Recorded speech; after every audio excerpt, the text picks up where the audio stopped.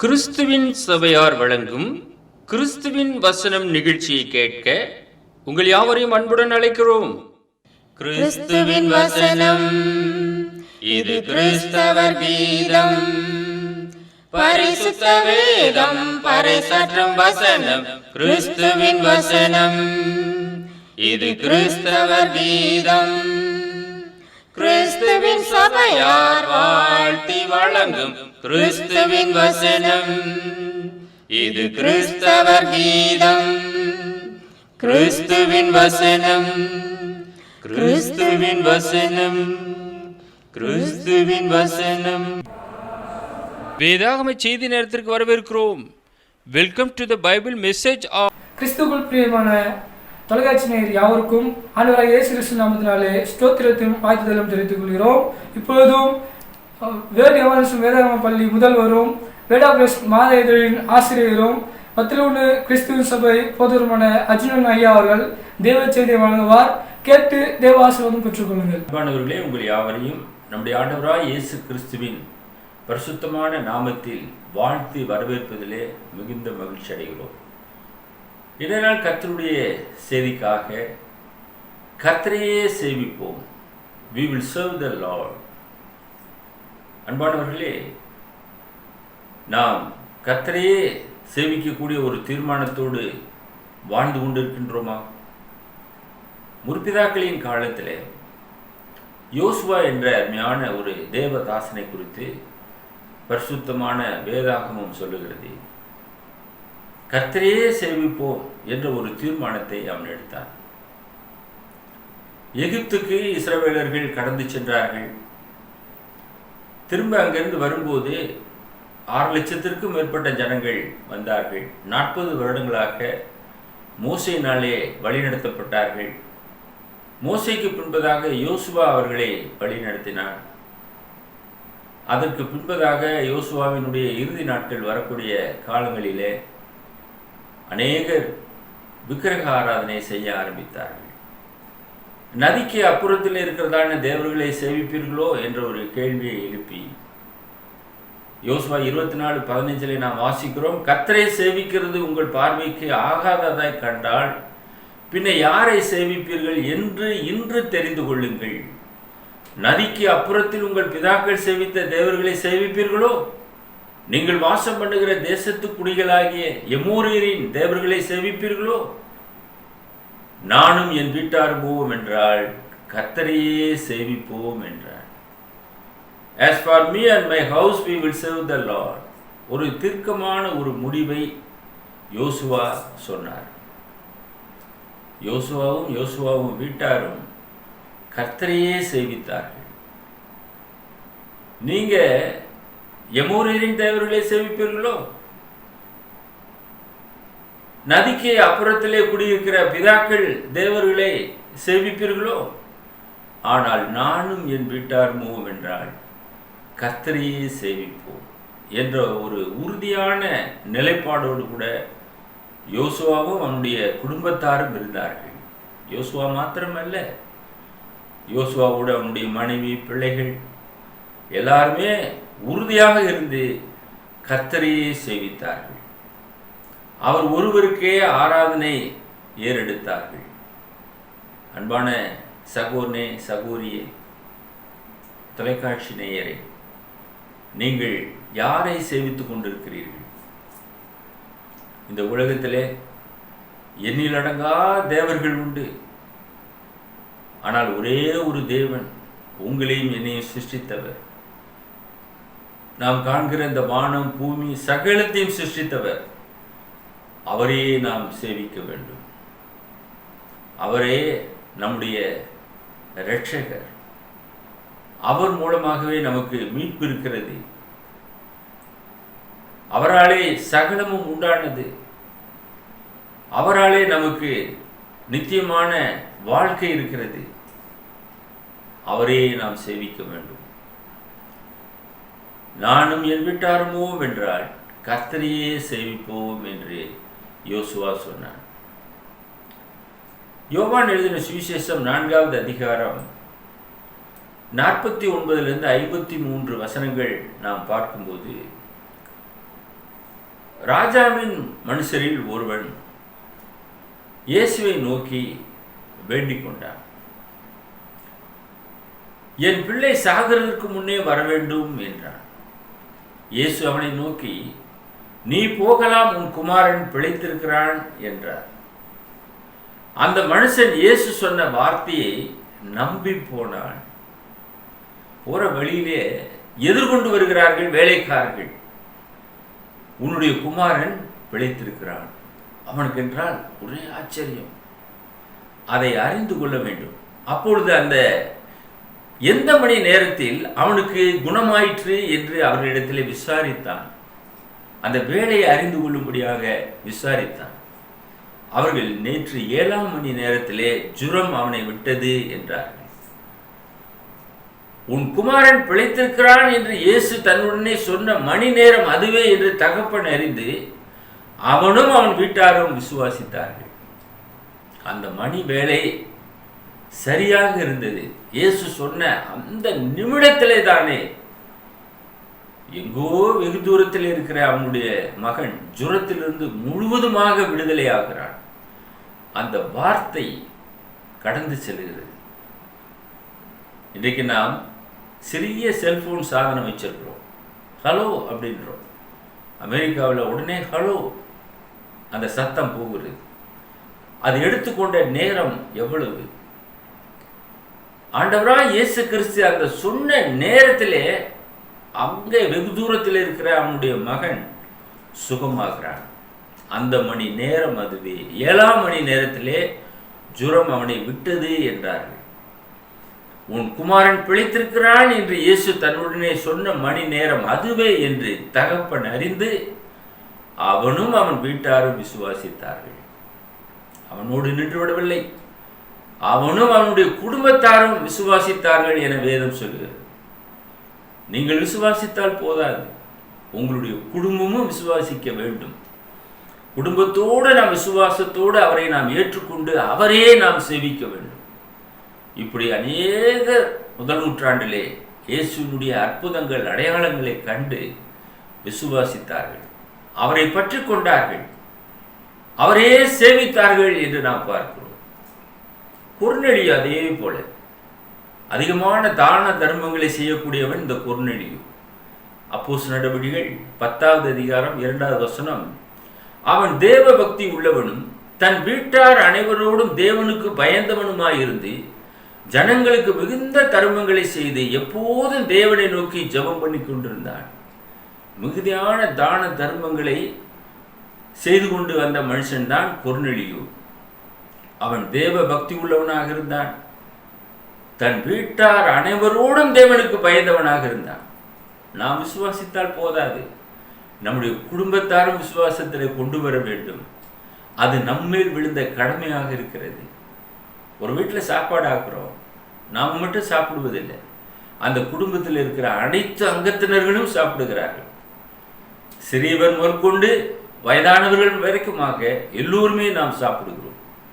ஒரு சாப்பாட்டை நாம் எல்லாரும் பகிர்ந்து சாப்பிடும்போது நம்ம எல்லாம் சிருஷ்டித்த பிதாவாகிய தேவனை நாம் எல்லோருமே ஒருமனப்பட்டு தொழுது கொள்ள வேண்டியது எத்தனை அவசியமான காரியம். இந்த கொர்நேலியு வீட்டார் முழுவதுமாக தேவனுக்கு பயந்திருந்தார்கள். ஜனங்களுக்கு மிகுந்த தர்மங்களை செய்து கொண்டு வந்தார். எப்போதும் தேவனை நோக்கி ஜெபம் பண்ணி கொண்டிருந்தார். அன்பான சகோதரனே சகோதரி, அவனை பிதாவாகிய தேவன் தெரிந்தெடுத்தார். அப்போஸ்தலர் நடவடிக்கைகள் 10வது அதிகாரம் 32-33வது வசனம், அவனுக்கு பேதுருவின் மூலமாக வசனம் அனுப்பப்பட்டது. யோப்பா பட்டணத்துக்கு ஆள் அனுப்பி, பேதுரு என்று மறுபேர் கொண்ட சீமோனை வரவழைப்பாயாக, அவன் கடலோரத்திலே தோல் பதடினவனாகிய சீமோனுடைய வீட்டிலே தங்கியிருக்கிறான், அவன் வந்து உங்களிடத்தில் பேசுவான் என்றார். அந்தபடியே நான் உடனே உம்மிடத்திற்கு ஆள் அனுப்பினேன். நீ வந்தது நல்ல காரியம். தேவனாலே உமக்கு கட்டளையிடப்பட்ட யாவையும் கேட்கும்படிக்கு நாங்கள் எல்லாரும் இப்பொழுது இங்கே தேவ சமூகத்திலே கூடியிருக்கிறோம் என்றார். இவனுக்கும் உணர்த்தப்பட்டது, கொர்நேலியுக்கும் பேதுருவுக்கும் உணர்த்தப்பட்டது. பேதுரு உடனே தாமதமில்லாமல் புறப்பட்டு அங்குள்ள ஜனங்களோடு கூட இவனை சந்திக்கும்படியாக கடந்து சென்றார். பேதுருடைய வார்த்தைகளை, அந்த பிரசங்கத்தை, தேவனுடைய வசனத்தை கேட்கும்படியாக இந்த கொர்நேலியு தன் வீட்டாரோடும் தன்னை சுற்றி இருக்கிற ஜனங்களோடும் கூட உறவினர்களோடு கூட காத்திருந்தான். தேவ சமூகத்திலே கூடியிருந்தான். தேவனாலே அவனுக்கு சொல்லப்பட்ட வார்த்தைகளை கேட்கும்படியாக கவனமாக இருந்தான். ரட்சிப்பு எப்படி கடந்து செல்கிறது என்று பாருங்கள். ஒருவன் தேவ பக்தி உள்ளவனாக இருக்கும்போது கர்த்தர் அவனை சந்திக்கிறார். தம்முடைய ராஜ்யத்திற்காக அவனை தேர்வு செய்கிறார். அதுக்கப்புறம் தான் அவனுக்கு சுவிசேஷம் அறிவிக்கப்படுகிறது. அதற்கு முன்னே அவன் வெறும் ஜெபம் பண்ணுகிற ஒரு மனுஷனாக இருந்தான். தானம் தர்மம் பண்ணக்கூடியவனாக இருந்தான். கர்த்தரை அறிந்தவனாக மாத்திரமே அவன் இருந்தான். அப்படிப்பட்டவன் ரட்சிக்கப்பட வேண்டும். அவனுக்கு சுவிசேஷம் அறிவிக்கப்பட வேண்டும். பேதுருவை அங்கே அனுப்புகிறார். ஒருவன் என் சத்தத்தை கேட்டு கதவை திறந்தால் அவனிடத்திலே நான் பிரவேசிப்பேன் என்று இயேசு சொன்னபடியாக கர்த்தருடைய சுவிசேஷம் கொர்நேலியு வீட்டாருக்கு கடந்து சென்றது. அவனுக்கு மாத்திரமல்ல, அவனை சுற்றி இருந்தவர்களுக்கும் அங்கே பிரசங்கிக்கப்பட்டது.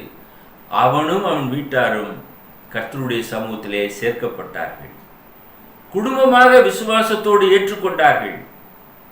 ஒரே நேரத்திலே ரட்சிப்பு குடும்பத்தில் உள்ள அனைவருக்குமே கிடைத்தது.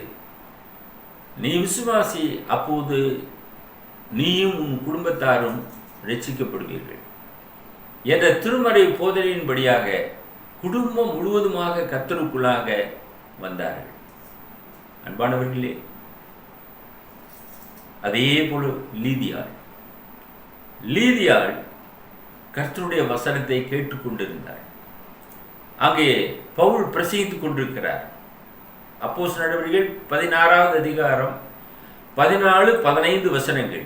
அப்பொழுது தியத்திரா ஊராளும் ரத்தாம்பரம் இருக்கிறவளும் தேவனை வணங்குகிறவளுமாகிய லீதியாள் என்னும் பேருள்ள ஒரு ஸ்திரீ கேட்டுக்கொண்டிருந்தாள். அவள் ஏற்கனவே தேவனை வணங்கக்கூடியவர் தான். இன்னைக்கு அநேகர் என்ன சொல்கிறார்கள்? நாங்கள்லாம் கிறிஸ்தவர்கள், தேவனை அறியாதவர்களுக்கு போய் சொல்லுங்கள் என்று சொல்லுகிறார்கள். நீங்கள் தேவனை அறிந்திருக்கலாம், கிறிஸ்துவை அறிந்திருக்கலாம், ஆனால் சத்தியத்தை அறிந்து கொண்டீர்களா? இயேசு சொல்லுகிறார், சத்தியத்தை அறிவீர்கள், சத்தியம் உங்களை விடுதலையாக்கும். அந்த சத்தியத்தை நீங்கள் முதலாவது அறிய வேண்டும். யூதர்கள் கூட இயேசுவை விசுவாசித்தார்கள், ஆனால் சத்தியத்தை அறியவில்லை. யூதர்கள் தேவனை வணங்கினார்கள், சத்தியத்தை அறியவில்லை. சத்தியத்தை முதலாவது அறிய வேண்டும். அப்பொழுதுதான் அந்த சத்தியம் உங்களை விடுதலையாக்கும். பவுல் சொல்லியவைகளை கவனிக்கும்படி கர்த்தர் அவள் இருதயத்தை திறந்தருளினார். அவளும் அவள் வீட்டாரும் ஞானஸ்நானம் பெற்ற பின்பு அவள் எங்களை நோக்கி, நீங்கள் என்னை கர்த்தரிடத்தில் விசுவாசம் உள்ளவள் என்று எண்ணினால் என் வீட்டிலே வந்து தங்கியிருங்கள் என்று எங்களை வருந்தி கேட்டுக்கொண்டாள் என்று பவுல் சொல்கிறார். அன்பானவர்களே, இந்த லீதியாள் குடும்பத்திற்கு ரட்சிப்பு கடந்து சென்றது. கர்த்தருடைய வசனத்தை கேட்கக்கூடிய ஒரு பாக்கியத்தை அவள் பெற்றாள். தேவனை சேவிக்கக்கூடிய ஒரு பெண்ணு தான், ஆனால் சத்தியம் அவளுக்கு கிடைக்கவில்லை. அங்கே சத்தியத்தை அறிவிக்கக்கூடிய அந்த கூட்டத்திற்கு கடந்து சென்றபடினாலே பவுல் சொல்லியவைகளை கவனிக்கும்படியாக கர்த்தர் அவளுடைய இருதயத்தை திறந்தார். இன்றைக்கு உங்களில் விசுவாசத்தை துவக்கிறவரும் அதை முடிக்கிறவரும் அவர்தான்.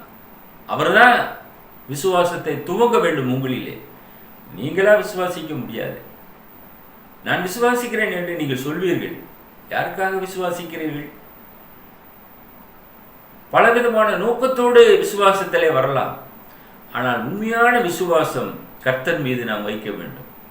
அந்த விசுவாசத்தை அவர் தான் ஸ்டார்ட் பண்ணக்கூடியவர். இங்கே லீதியாளுடைய இருதயமானது திறக்கப்பட்டது. அவளும் அவள் வீட்டாரும் ஞானஸ்நானம் எடுத்தார்கள். அவள் மாத்திரமல்ல, வீட்டாரும் ஞானஸ்நானம் எடுத்துக்கொண்டார்கள். எத்தனை அற்புதமான ஒரு காரியம் என்று பாருங்கள். முழு குடும்பமுமே கர்த்தரை சேவிக்க குடும்பமாக மாறினது. நாம் தொடர்ந்து பார்க்கிறோம், சிறைச்சாலைக்காரன் குடும்பத்தோடு ரட்சிக்கப்படுகிறான். அப்போஸ்தலர் நடவடிக்கைகள் 16வது அதிகாரம் 31 to 33 வசனங்கள். அதற்கு அவர்கள், கர்த்தராகிய இயேசுவை விசுவாசி, அப்பொழுது நீயும் உன் வீட்டாரும் ரட்சிக்கப்படுவீர்கள் என்று சொல்லி அவனுக்கும் அவன் வீட்டிலிருந்த யாவருக்கும் கர்த்தருடைய வசனத்தை போதித்தார்கள். மேலும் ராத்திரியிலே அந்நேரத்தில் தானே அவன் அவர்களை அழைத்து கொண்டு போய் அவருடைய காயங்களை கழுவினான். அவனும் அவனுடையவர்கள் அனைவரும் உடனே ஞான ஸ்நானம் பெற்றார்கள். இங்கே சிறைச்சாலைக்காரனுடைய குடும்பத்தாருக்கு சுவிசேஷம் அறிவிக்கப்பட்டது. அந்த எர்த்குவேக் நடந்த உடனே எல்லாரும் ஓடி போய்விட்டார்கள் என்று நினைத்து தன்னை மாய்த்து கொள்ள இருந்தான். அப்பொழுது பவுல் சீலா, நாங்கள் எங்கும் போகவில்லை, எங்கே தான் இருக்கிறோம். தேவனுடைய ஜனங்கள் அப்படியெல்லாம் ஓடி போக மாட்டார்கள். அவர்களாலே சொல்லக்கூடிய வசனத்தை கேட்கும்படியாக சிறைச்சாலைக்காரன் ஆயத்தமாக இருந்தான். அவனுக்கும் அவன் வீட்டில் இருந்த யாவருக்கும் கர்த்தருடைய வசனத்தை போதித்தார்கள். அவனுக்கு மாத்திரமல்ல, அவன் குடும்பம் முழுவதுக்குமாக போதித்தார்கள். இந்த குடும்பத்திற்கு அழைத்து சென்றான். அவர்களுக்கும் வசனம் வேண்டும் என்ற ஒரு எண்ணம் சிறைச்சாலைக்காரனுக்கு வந்தது. அருமையான பெற்றோரே, உங்களுக்கு எண்ணம் முதலாவது வர வேண்டும். நாமும் ரட்சிக்கப்பட வேண்டும், நம்முடைய குடும்பமும் ரட்சிக்கப்பட வேண்டும், நாம் எல்லோருமே கர்த்தரையே தொழுது கொள்ள வேண்டும் என்ற எண்ணம் குடும்பத்தோடு உருவாக வேண்டும். அந்த எண்ணம் சிறைச்சாலைக்காரனுக்கு உண்டானது. வசனத்தை போதித்தார்கள். மேலும் அந்நேரத்திலே, அந்த ராத்திரியில் தானே அவர்கள் ஞான ஸ்நானம் பெற்றார்கள். ஞான ஸ்நானத்திற்கு நேரம் காலங்கள் தேவையில்லை. உங்களுடைய விசுவாசம் போதுமானது. கர்த்தர் ரட்சிக்கப்படுகிறவர்களை அனுதினமும் சபையில சேர்த்து கொண்டு வருகிறார். டெய்லி சேர்க்கிறார். இந்த மாதம் தான் சேர்ப்பார், அடுத்த மாதம் சேர்க்க மாட்டார். வருஷத்தில் முதல்ல தான் சேர்ப்பார், கடைசியில் சேர்க்க மாட்டார் என்று அர்த்தம் அல்ல. எந்த நேரத்திலும் எப்பொழுது வேண்டுமானாலும் நீங்கள் விசுவாசித்து ஞானஸ்நானம் எடுக்கலாம். அதற்கு இது ஒரு ஆதார சான்றாக இருக்கிறது. அவனும் அவனுடைய வீட்டாரும் ஞானஸ்நானம் பெற்றார்கள். ஐந்தாவதாக நான் பார்க்கும்போது ஸ்தேவானுடைய வீட்டார். 1 கொரிந்தியர் 16:15 வாசிக்கிறோம். சகோதரரே, ஸ்தேவானுடைய வீட்டார் அகாயா நாட்டிலே முதற் பலனானவர்கள் என்றும் பரிசுத்தவான்களுக்கு ஊழியம் செய்யும்படிக்கு தங்களை ஒப்புவித்திருக்கிறார்கள் என்றும் அறிந்திருக்கிறீர்களே. ஒரு முழு குடும்பமே அகாயா நாட்டிலே சுவிசேஷத்தை முதலாவது ஏற்றுக்கொண்டவர்கள், தங்களை குடும்பமாக அர்ப்பணம் செய்தவர்கள் ஸ்தேவானுடைய வீட்டார். இன்னைக்கு உங்களுடைய குடும்பம் உங்களுடைய ஊருக்கே சாட்சியாக இருக்க வேண்டும், உங்களுடைய கிராமத்திற்கே சாட்சியாக இருக்க வேண்டும், உங்களுடைய அந்த மாவட்டத்திற்கே சாட்சியாக இருக்க வேண்டும். ஏன், உங்களுடைய சொந்த நாட்டிற்கே நீங்கள் சாட்சியாக இருக்க வேண்டும். கிறிஸ்துவையே நீங்கள் பற்றிக்கொள்ள வேண்டும். பிதாவாகிய தேவன் ஒருவரையே நீங்கள் தொழுது கொள்ள வேண்டும். அதை நீங்கள் செய்வீர்களா?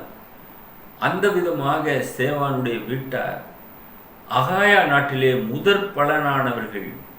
அது மாத்திரமல்ல, பரிசுத்தவான்களுக்கு ஊழியம் செய்யும்படியாக தங்களை முழுவதுமாக அர்ப்பணித்தவர்கள் என்று அங்கே அப்போஸ்தலனாகிய பவுல் கொரிந்திய சபையாருக்கு எழுதியிருக்கிறதை நாம் பார்க்கிறோம். இரண்டாவதாக நாம் பார்க்கும்போது ஏற்றுக்கொண்டவர்களுக்கு வரக்கூடிய ஆசீர்வாதங்கள் என்ன? Blessing and salvation come to the accepted home. ஒரு குடும்பம் ரட்சிப்பின் சுவிசேஷத்தை ஏற்றுக்கொள்ளும் போது அவர்களுக்கு வரக்கூடிய ஆசீர்வாதம் என்ன? ரட்சிப்பு என்ன? கர்த்தருடைய பெட்டி பிடிப்பட்டது. தாவீது பிடித்தான்.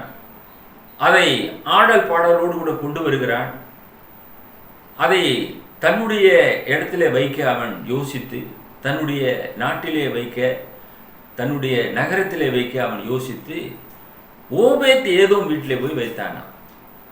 1-2 சாமுவேல் 6:11 கர்த்தருடைய பெட்டி கீத்தியனாகிய ஓபேத் ஏதோம் வீட்டில் 3 மாதம் இருக்கையில் கர்த்தர் ஓபேத் ஏதோமையும் அவன் வீட்டார் அனைவரையும் ஆசீர்வதித்தார். 3 மாதம்தான் அந்த பெட்டி அந்த வீட்டில் இருந்தது. அந்த வீடு ஆசீர்வதிக்கப்பட்டது. இதை தாவீது பார்த்தார். உடனே அதை சந்தோஷமாக அங்கிருந்து எடுத்துட்டு வர எண்ணினார். அன்பானவர்களே, ஏற்றுக்கொண்ட குடும்பங்கள் ஆசீர்வதிக்கப்படுகிறது. கர்த்தருடைய பெட்டி என்னமா இருக்குமோ அதை நாம் வைப்பதற்கு பாத்திரவான்களா, அதை நாம் வைக்கலாமா என்ற ஒரு அச்சம், பயம் தாவீதுக்கு இருந்தது. அதனாலே ஓபேத் ஏதோம் வீட்டில் போய் வச்சான். அந்த ஓபேத்-ஏதோம் ஒருவேளை பயந்திருந்தால், ஐயோ எங்க வீட்டில் வேண்டாம், நீங்க வேற எங்கேயாவது போய் வைங்க என்று சொல்லியிருக்கலாம். ஆனால் அவனும் அதை ஏற்றுக்கொண்டான். அந்த ஏற்றுக்கொள்ளக்கூடிய அந்த மனது இருந்தது பாருங்க. அதனாலே அவனை பிதாவாகிய தேவன் ஆசீர்வதித்தார். எவ்வளவு நாள்? அந்த பெட்டி இருக்கிற வரைக்கும் ஆசீர்வாதம் இருந்தது. 3 மாதம். நீங்க எவ்வளவு நாள் உங்களுடைய வீட்டிலே இயேசுவுக்கு இடம் கொடுக்கிறீர்களோ அவ்வளவு நாட்கள் நீங்கள் ஆசீர்வாதத்தை பெறுவீர்கள். அதான் உண்மை. லூக்கா எழுதின சுவிசேஷம் 19வது அதிகாரம் 5-6 வசனங்கள். இயேசு அந்த இடத்தில் வந்தபோது அண்ணாந்து பார்த்து அவனை கண்டு, சகைவே, நீ சீக்கிரமாய் இறங்கி வா, இன்றைக்கு நான் உன் வீட்டிலே தங்க வேண்டும் என்றார். அவன் சீக்கிரமாய் இறங்கி சந்தோஷத்தோட அவரை அழைத்து கொண்டு போனான். இந்த வீட்டுக்கு ரட்சிப்பு வந்தது என்று இயேசு சொன்னார். இயேசு எப்படிப்பட்டவரோ என்று பார்க்க வகை தேடினான். இயேசு அவனை பார்த்து, சகைவே, அந்த காட்டத்தி மரத்திலிருந்து இறங்கி வா, நான் உன் வீட்டிலே தங்க வேண்டும். அவனுக்கு எவ்வளவு பெரிய ஆசை. திரளான ஜனங்கள் நெருக்கி கொண்டிருக்கிறார்கள். ஆனால் தன்னை உற்று நோக்கி பார்த்த அந்த சகைவே இயேசு பார்க்கிறார். அவனுடைய வீட்டுக்கு ரட்சிப்பு கடந்து வந்தது. அவனுடைய வீட்டிலே நான் தங்க வேண்டும் என்று சொல்லுகிறார். ஆனால் மற்றவர்களோ, பாவியான வீட்டுக்கு இவர் கடந்து செல்கிறார் என்று முறுமுறுத்தார்கள். பாவிகளை ரட்சிக்க இயேசு இந்த உலகத்திலே வந்தார். நீங்கள் இயேசுவை ஏற்றுக்கொள்வீர்கள் என்றால் உங்களை அவர் ஏற்றுக்கொண்டு உங்களோடு கூட வாசம் செய்வார். உங்களுடைய வீடு ஆசீர்வாதத்தை பெறும். ஒரு விதவையை குறித்து பழைய ஏற்பாட்டிலே படிக்கிறோம். 1 ராஜாக்கள் 17:15. அந்த விதவை எலியாவை ஏற்றுக்கொண்டாள். எலியாவை போஷித்தாள். அவள் போய் எலியாவின் சொற்படி செய்தாள். அவளும் இவனும் அவள் வீட்டாரும் அநேக நாள் சாப்பிட்டார்கள். கொஞ்சம் மாவு களையத்திலே கொஞ்சம் எண்ணதார்கள். நானும் என் பிள்ளையும் சாப்பிட்டு செத்து போக இதை நான் ஆயத்தப்படுத்துகிறேன் என்று இருந்தாள். அவளுக்கு ரட்சிப்பு கடந்து சென்றது. ஒரு தீர்க்கதரிசியின் மூலமாக அந்த அப்பத்தை சுட்டு முதலாவது எனக்கு கொடு என்று தீர்க்கன் கேட்கிறான் எலியா. யாருக்குத்தான் கோபம் வராமல் இருக்கும்? இருக்கிறதே முட்டூன்னு, அது பங்குக்கு வந்துட்டேன் என்று சொல்லுவார்கள். ஆனால் அவளோ ஒரு தீர்க்கதரிசியை மதிக்கக்கூடியவள், ஏற்றுக்கொள்ளக்கூடியவள். தனக்கு இல்லாவிட்டாலும் பரவாயில்ல, தன்னுடைய பிள்ளைக்கு இல்லாவிட்டாலும் பரவாயில்ல, முதலாவது அந்த அப்பத்தை அந்த தீர்க்கனுக்கு போய் கொடுப்போம் என்று கொடுத்தாள். பஞ்சகாலம் முழுவதுமாக அந்த மாவு குறைந்து போகவில்லை. களையத்திலே எண்ணெய் குறைந்து போகவில்லை. அங்கே அவர்கள் ஆசீர்வதிக்கப்பட்டார்கள். காரணம், ஒரு தீர்க்கதரிசியை ஏற்றுக்கொண்டாள். அன்பான சகோதரனே, சகோதரியே, கர்த்தருடைய நாமத்தினாலே வரக்கூடிய ஒரு மனுஷனை நீ ஏற்றுக்கொள்வாய் என்றால் உன்னுடைய வீடு ஆசீர்வதிக்கப்படும். இல்லை என்றால் ஆசீர்வாதம் உன்னுடைய வீட்டை விட்டு வெளியே போய்விடும். நாம் ஏற்றுக்கொள்ள ஆயத்தமாக இருக்கின்றோமா? ஏற்றுக்கொண்டவர்கள் ஆசீர்வாதத்தை பெற்றார்கள். ரட்சிப்பு அவர்களுக்கு கடந்து சென்றது. 3வது, சபைக்கு இடம் கொடுத்த வீட்டாரை குறித்து நாம் பார்க்கிறோம். The house that gave place to as a congregation, சபை கூடி வருவதற்காக அங்கே இடம் கொடுத்தார்கள். நீங்கள் சபைக்காக ஒரு நிலத்தை கொடுக்கலாம். சபைக்காக பல உதவிகளை நீங்கள் செய்யலாம். சபை கட்டடம் கட்டுவதற்காக ஒரு பேர் உதவியை நீங்கள் கொடுக்கலாம். ஆனால் உங்கள் வீட்டிலே சபை கூடுவதற்கு நீங்கள் இடம் கொடுக்கின்றீர்களா? அது எப்படி கொடுக்க முடியும்? வீட்டில் போய் சபை நடத்தலாமா? வீடு பரிசுத்தமானதா? அது கண்டவிதமான அசுத்தங்கள் நிறைந்ததாக இருக்குமே என்று நீங்கள் சொல்லலாம். உங்களுடைய இல்லத்தை கர்த்தருக்கு கொடுக்கிறீர்கள், இருதயத்தை. நீங்களே தேவனுடைய ஆலயம். உங்களுடைய வீடு, உங்களுடைய மற்ற உடைமைகள் எம்மாத்திரம்? முதல் நூற்றாண்டிலே சபைக்காக தங்களுடைய வீட்டையே கொடுத்தவர்கள் ஒரு சிலரை நாம் பார்க்கிறோம். நிம்பா, அவனுடைய வீட்டிலே சபையானது கூடி வந்ததாம். கொலோசியர் 4வது அதிகாரம் 15வது வசனம்.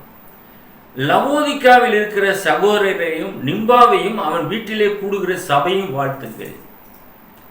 அப்போஸ்தலனாகிய பவுல் கொலோசை சபையாருக்கு எழுதும்போது இதை எழுதியிருக்கிறார். நிம்பா என்று சொல்லக்கூடிய கர்த்தருடைய தாசன், அவனுடைய வீட்டிலே சபையானது கூடி வந்திருக்கிறது. அந்த சபையை வாழ்த்துங்கள் என்று அப்போஸ்தலனாகிய பவுல் எழுதுகிறார். தேவாலயத்திலே ஆராதனை செய்து கொண்டு வந்த காலங்கள், முதல் நூற்றாண்டிலே சபை எப்படி ஆரம்பிக்கப்பட்டது? இன்றைக்கு அநேக ஊழியக்காரர்கள் கேட்கிறார்கள், சபை கற்றுக் கொடுங்கள், நாங்கள் உங்கள் சபையில் சேர்ந்து ஊழியம் செய்கிறோம். இயேசு கிறிஸ்து யாருக்கும் சபை கட்டிக் கொடுக்கவில்லை. அவர் சபை கட்டிக் கொடுப்பதற்காக இந்த உலகத்துக்கு வரவில்லை. பாவிகளை ரட்சிக்க வந்தார், சத்தியத்தை பிரசங்கிக்க வந்தார். மனுஷகுமாரனுக்கு ஒரு தலை சாய்க்க இடமில்லை.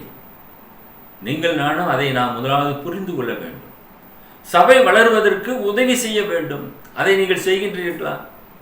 இங்கே நிம்பா என்று சொல்லக்கூடியவன் முதல் நூற்றாண்டிலே சபை கூடும்படியாக தன்னுடைய இல்லத்தை திறந்து கொடுத்தான். இரண்டாவது, ஆக்கில்லா பிரிஸ்கில்லா, 1 கொரிந்தியர் 16வது அதிகாரம் 19வது வசனம். அப்போஸ்தலனாகிய பவுலுக்கு தோள் கொடுத்தவர்கள், ஆசியா நாட்டில் உள்ள சபையார் உங்களை வாழ்த்துகிறார்கள். ஆக்கில்லாவும் பிரிஸ்கில்லாலும் தங்கள் வீட்டிலே கூடுகிற சபையோடு கூட கர்த்தருக்குள் உங்களை மிகவும் வாழ்த்துகிறார்கள். ஆக்கில்லா பிரிஸ்கில்லா தங்களுடைய வீடை சபையாக மாற்றினார்கள். அநேகர் வந்து செல்லக்கூடிய ஒரு இடமாக மாற்றினார்கள். வாரந்தோறும் சபையானது அங்கே கூடினது. அநேக ஊழியக்காரர்கள் அங்கே போய் தங்கியிருக்கக்கூடும். அப்போஸ்தலனாகிய பவுலெல்லாம் அநேக நாள் இவர்களோடு கூட தங்கி சேர்ந்து ஊழியம் செய்தார் என்று வேதத்திலே நாம் வாசிக்கிறோம். உங்களுடைய இல்லங்களை சபைக்காக திறந்து கொடுங்கள். நாங்கள் 40 ஆண்டு ஊழியத்தை நிறைவு செய்திருக்கிறோம். நாங்கள் எங்களுடைய சபையாருக்கு கொடுத்த ஆலோசனை, ஒவ்வொரு வீட்டிலேயும் சபையானது ஞாயிற்றுக்கிழமை கூட வேண்டும். மாலையிலே ஒரு அரை மணி நேரத்தை ஒதுக்கி சபையாக கூடுங்கள் என்ற ஒரு அறிவிப்பை வெளியிட்டோம். 40 ஆண்டுகளுக்கு அப்புறமாக இதை வெளியிட்டோம். அவரவர் வீடுகளிலே கூடி பிதாவாகிய தேவனை தொழுது கொள்ளவும், அங்கே பாடல் பாடவும், வேத வாசிக்கவும், வரக்கூடியவர்களுக்கு சுவிசேஷம் சொல்லவும் அந்த குடும்பங்கள் சபையாக மாறினது. அன்பானவர்களே, நீங்களும் இன்றே உங்களுடைய வீட்டிலே ஒரு சபையை ஆரம்பியுங்கள். முதல் நூற்றாண்டிலே அநேகர் தங்களுடைய வீட்டிலே இடம் கொடுத்தார்கள். யோசுவா, நானும் என் வீட்டாருமோம் என்றால் கர்த்தரையே சேமிப்போம் என்று சொன்னார். நீங்களும் உறுதி உள்ளவர்களாக இருங்கள். உங்களுக்காக நாங்கள் ஜெபம் செய்கிறோம். எங்களை நேசித்து வழிநடத்துகிற பரலோகத்தின் பிதாவே, யோசுவாவை போல நானும் என் வீட்டாருமோம் என்றால் கர்த்தரையே சேவிப்போம் என்று சொல்லவும், தங்களுடைய இல்லங்களை திறந்து கொடுத்த ஓபேத் ஏதோம் வீட்டாரை போல, சகைவை போல, முதல் நூற்றாண்டு ஊழியத்திலே பவுலுக்கு உதவியாக இருந்த ஊழியக்காரர்களைப் போல நாங்களும் எங்களை முழுவதுமாக அர்ப்பணம் செய்து எங்களுடைய வீடுகளை கொடுத்து உம்மை ஆராதிக்கக்கூடிய பாக்கியத்தை நாங்கள் பெறவும், எங்களோடு ஒருமனப்பட்டவர்களாக இன்னும் அநேகரை ஆயத்தம் செய்யவும் கிருபை செய்தல்ல வேண்டுமாய் எங்கள் அன்பின் ஆண்டவர் இயேசு கிறிஸ்துவின் விலையேற பெற்ற நாமத்தில் இந்த ஜெபத்தை தாழ்மையோடு ஏறெடுக்கிறோம் எங்கள் பரலோகத்தின் பிதாவே. ஆமென். God is there when you need Him most. Never give up, never back down, never lose faith. Trust God, He can do the impossible. Amen. நீ தேவனை அதிகமாய் தேடும்போது அவர் அங்கே இருக்கிறார். ஒருபோதும் அவரை விட்டுவிடாதே, ஒருபோதும் வீழ்ந்து போகாதே, ஒருபோதும் விசுவாசத்தை இழந்து விடாதே. தேவனை நம்பு, அவரால் கூடாதது ஒன்றுமில்லை. ஆமென். सर्व सृष्टि को यजमान नीरे, सर्व सृष्टि காப்பவர் நீரே. எங்கள் இதயத்தில் உம்மை போற்றுகிறோம், என்றென்றும் போற்றி தொழுவோம். सर्व सृष्टि को यजमान நீரே, सर्व सृष्टि. எங்கள் முகவரி the word of Christ, post office box number 5, Batlagundu 624202, south India. அவர் mobile number 9443558041. another number 6379350509. email address arjunandglory@gmail.com. view our The Word of Christ program on YouTube channel. May God bless you all. மீண்டும் அடுத்த நிகழ்ச்சியில் உங்களை சந்திக்கும் வரை கர்த்தருடைய கிருபை நம் அனைவரோடும் கூட இன்றும் என்றும் சதா காலங்களிலும் இருப்பதாக.